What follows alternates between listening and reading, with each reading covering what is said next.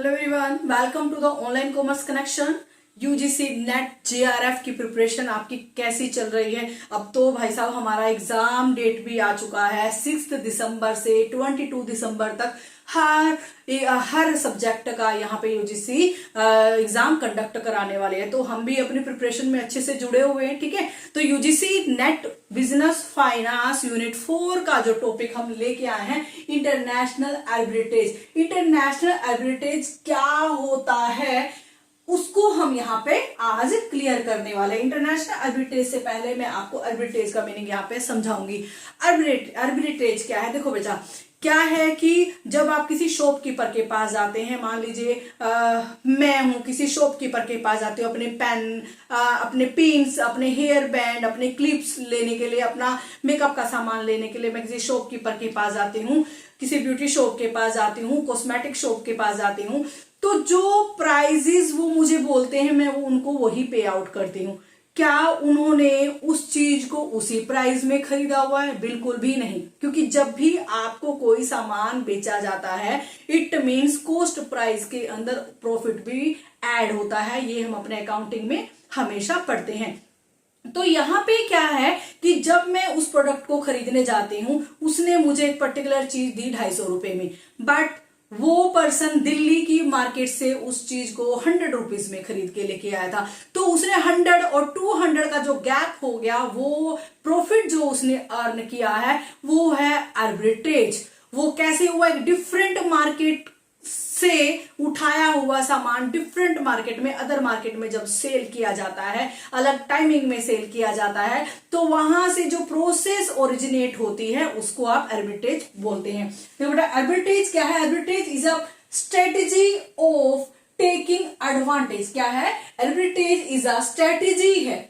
Strategy means यहाँ पे दिमाग लगाया गया है कि मैं कैसे प्रॉफिट को बढ़ाऊं, कैसे मैं यहाँ पे प्राइसेस को हाई करूं जिससे मैं मैक्सिमम प्रॉफिट यहाँ पे अर्न कर पाऊं। ठीक है, arbitrage is a strategy of taking advantage of price difference. अभी आपको पता है प्राइस डिफरेंस कैसे? 100 रुपीज की चीज दिल्ली से खरीदी हुई और आज मुझे वो चंडीगढ़ में और वो मुझे 250 की मिल रही है। तो जो 150 रुपीज का जो वो गैप है वो प्राइस डिफरेंस है डिफरेंट मार्केट की वजह से। कहां से? डिफरेंट मार्केट की वजह से। For the same asset. Same asset कैसे? अगर मैं दिल्ली में होती तो मैं वही सामान 100 रुपए में खरीदती। सेम एसेट को, सेम चीज को मैं दिल्ली मार्केट से 100 रुपए में खरीदती, बट अभी जब मैं चंडीगढ़ में हूं तो मुझे वो चीज 250 रुपए में यहाँ पे मिल रही है। ठीक है, 250 रुपए में वो चीज मैं लेनी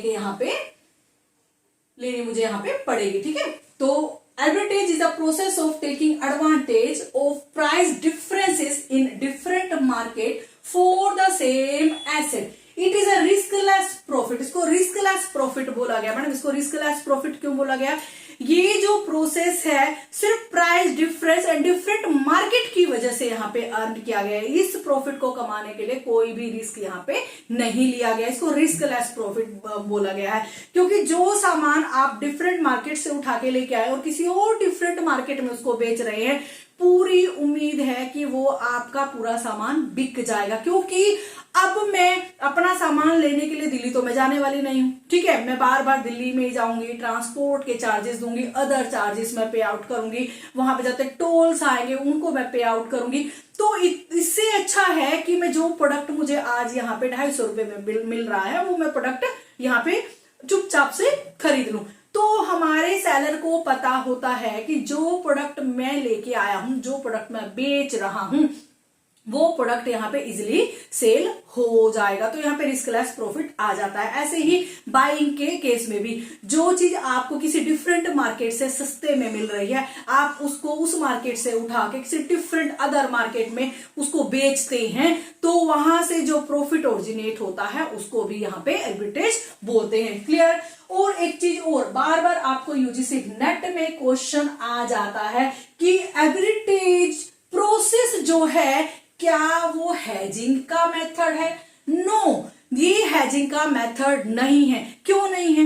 हैजिंग में क्या करते हैं? हम रिस्क को कम करते हैं। क्या करते हैं? रिस्क को कम करते हैं। बट एवरेज में हम रिस्क लेस बोल रहे हैं, तो यहाँ पे रिस्क का कोई भी मैटर नहीं है, इसीलिए ये फुल सेफेस्ट मेथड है। बट ये हेजिंग का कोई भी मेथड नहीं है, ये एवरेज प्रोसेस है बट ये मेथड हेजिंग का नहीं, it is not a method of hedging. Clear.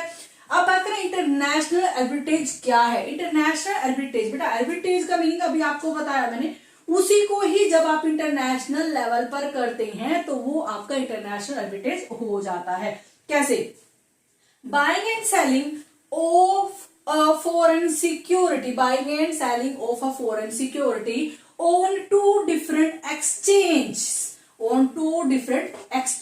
कैसे?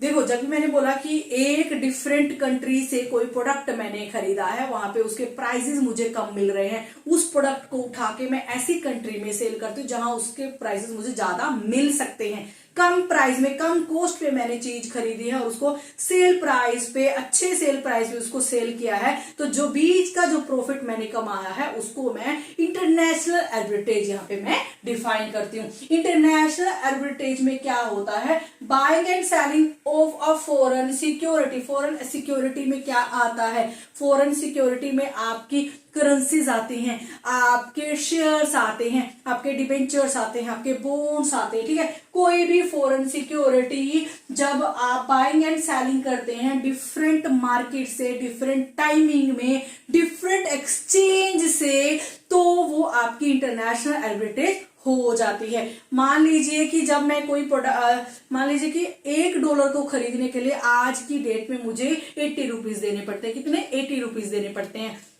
बट आज मुझे $1 को खरीदने के लिए 80 रुपीज देने पड़ रहे हैं और उसी डॉलर की वैल्यू किसी और मार्केट में ज्यादा है, तो मैं 80 रुपीज में उस डॉलर को खरीदती हूं और किसी और एक्सचेंजेस, जो और एक अदर एक्सचेंज है, दूसरी कंट्री की डिफरेंट एक्सचेंज मार्केट है, उस एक्सचेंज मार्केट में उसी को मैं 90 रुपीज में बेचती, मीन्स $1 के बदले में मैं 90 रुपीज लेती हूँ। तो 10 पर डॉलर के पीछे जो मैंने 10 रुपीज कमाए हैं वो मेरा इंटरनेशनल एवरेज प्रॉफिट है। क्लियर। ये प्रॉफिटेबल प्रोसेस है, बार बार बोला जा रहा है, प्रॉफिटेबल प्रोसेस है जिसमें आप कब प्राइजेस कमाते हैं? जब प्रॉफिट कब कमाते हैं? जब प्राइजेस में इनएफिशिएंसी, जो प्राइसेस मैच नहीं करते हैं। देखो, अगर किसी मार्केट से सेम प्राइस में सेम चीज मिल रही है और दूसरी मार्केट में भी सेम मिल रही है, या फिर वहीं से मैं खरीदता हूं और दूसरी मार्केट में अगर मैं बेचने जाता हूं वहां पे भी उसी रेट में वो है, तो इट मीन्स ये एक एवरेज प्रोसेस नहीं आती है। क्या होना चाहिए एवरेज प्रोसेस के लिए? Inefficiency in prices, inefficiency in different market, inefficiencies in timing होगा, तभी आप एवरेज प्रोसेस में आएंगे। क्लियर करो बेटा, क्या होता है इंटरनेशनल एवरेज में? Buying and selling of foreign security on 2 different exchange, profitable process होती है। और जो ये प्राइस, जो यहाँ पे आप प्रॉफिट कमाते हैं, तो ये प्राइसिंग इनएफिशिएंसी होती है due to factor such as timing and exchange rate. जो प्राइजेस आपको डिफरेंट मिल रहे हैं, क्यों मिलते हैं? क्योंकि उसकी उस कंट्री के एक्सचेंज रेट की वजह से मिलते हैं और उस कंट्री की टाइमिंग की वजह से मिलते हैं। आज अभी जैसे आपको पता है, एक छोटा सा लाइव एग्जांपल अभी हम लोग देखा कि पहले टमाटर का रेट 100 रुपीज हो गया, 150 हो गया, 180 हो गया। ठीक है, अब टमाटर का रेट 20 रुपीज है। अब जो 180 रुपीज का टमाटर हम लोग खरीद रहे थे, खरीदने के लिए मजबूर हो गए थे, हम नहीं भी खरीद पा रहे थे, क्या उस टमाटर को हमने उस टाइम पे सब्जी में भी कम यूज किया है? क्या आज भी हम उसी टमाटर को सब्जी में कम यूज करते? नहीं मैडम, आज तो उसके प्राइसेस 20 रुपए किलो हो गया है। तो जितना मैं अच्छे से सब्जी बनाऊंगी, जितना अच्छे से यूज करूंगी, उतना अच्छे से मैं टमाटर को यूज करूंगी, क्योंकि अब उसका प्राइसेस का कोई इशू नहीं है। यहां क्लियर किया मैंने। यहाँ क्या है? सच एज टाइमिंग, जो टाइम उस टाइम पे वो ज्यादा मिल रहे थे, ज्यादा प्राइसेस में मिल रहे थे टोमेटोज, तो मेरे लिए कैपेबल नहीं था कि मैं उसको उसी हाईएस्ट प्राइसेस में खरीदूं। बट आज वो सस्ते मिल रहे हैं तो मैं उनको सस्ते से खरीद पाती हूँ और इतना स्टोरेज में नहीं कर रखती हूँ कि क्या पता वो दोबारा से महंगे हो जाएं। ठीक है, तो मीन्स ये क्या है? कैर्बोरेटेज प्रोसेस है जो हर प्रोडक्ट के और हर कंट्री के एक्सचेंज में मार्केट में आती ही आती है। ठीक है, ये था हमारा इंटरनेशनल एवरेज प्रोसेस। एंड अब हम इसके टाइप्स भी कर लेते हैं। आज हमने एडवर्टाइज एंड इंटरनेशनल एडवर्टाइज के मीनिंग को समझा है।